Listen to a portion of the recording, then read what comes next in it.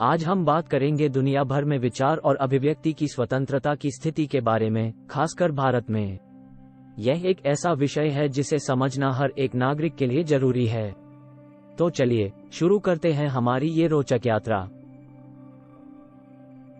विचार और अभिव्यक्ति की स्वतंत्रता क्या है?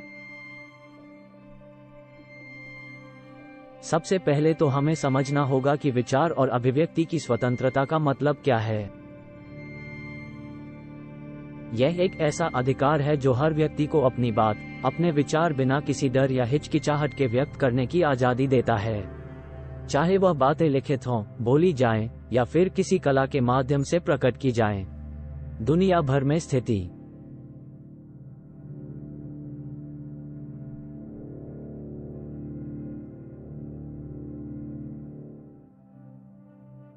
अगर हम दुनिया भर की बात करें तो हमें देखने को मिलता है कि कुछ देशों में अभिव्यक्ति की स्वतंत्रता का पूरी तरह से सम्मान किया जाता है, वहीं कुछ देश ऐसे भी हैं जहां इसे लेकर कठोर प्रतिबंध है। आइए गहराई से देखें कि दुनिया भर में विचार और अभिव्यक्ति की स्वतंत्रता कैसे कुचली जा रही है, विशेष उदाहरणों के साथ। विचार और अभिव्यक्ति की स्वतंत्रता का महत्व।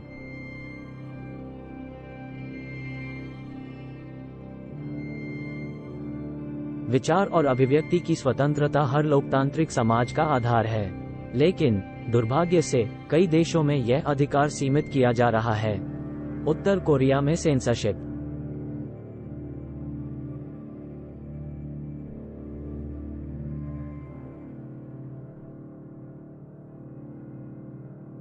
उत्तर कोरिया में सरकार ने मीडिया पर कड़ी सेंसरशिप लगा रखी है। यहाँ के नागरिकों को सिर्फ सरकारी जानकारी तक ही पहुंच है और किसी भी प्रकार की आलोचना को कठोरता से दबा दिया जाता है। चीन में इंटरनेट सेंसरशिप।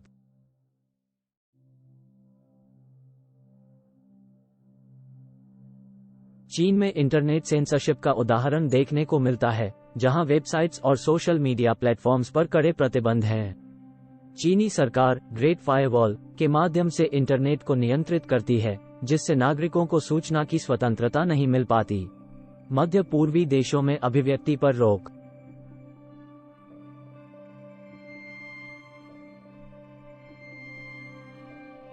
मध्य पूर्वी देशों में, विशेषकर ईरान और सऊदी अरब में, सरकारें सोशल मीडिया पर निगरानी रखती हैं और आलोचनात्मक विचारों को कठोरता से दबाती हैं। भारत में स्थिति।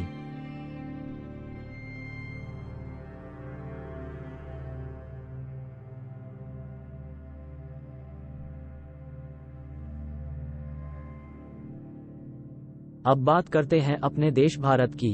भारत में विचार और अभिव्यक्ति की स्वतंत्रता का अधिकार संविधान के अनुच्छेद 19(1)(a) में दिया गया है, लेकिन इस अधिकार के साथ कुछ शर्तें भी जुड़ी हुई हैं। भारत में अभिव्यक्ति की स्वतंत्रता पर प्रतिबंध।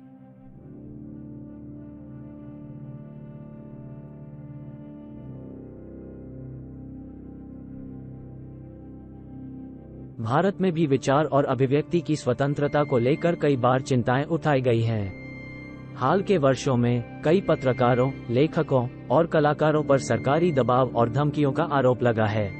स्वतंत्रता और जिम्मेदारी।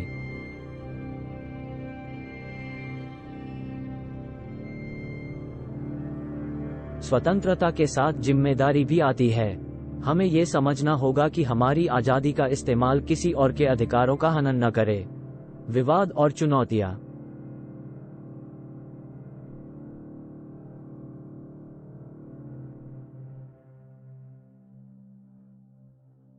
विचार और अभिव्यक्ति की स्वतंत्रता को लेकर भारत में कई विवाद और चुनौतियां भी हैं। कई बार इस अधिकार का उपयोग आपत्तिजनक या भड़काऊ बयानबाजी के लिए किया जाता है। आगे का रास्ता।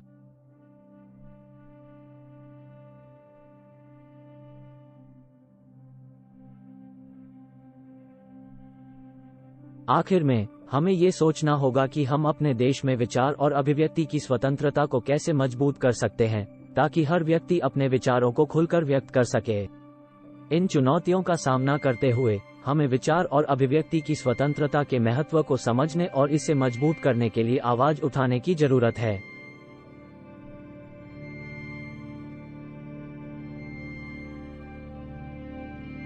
तो दोस्तों, ये थी विचार और अभिव्यक्ति की स्वतंत्रता पर हमारी चर्चा। उम्मीद है आपको यह वीडियो पसंद आया होगा।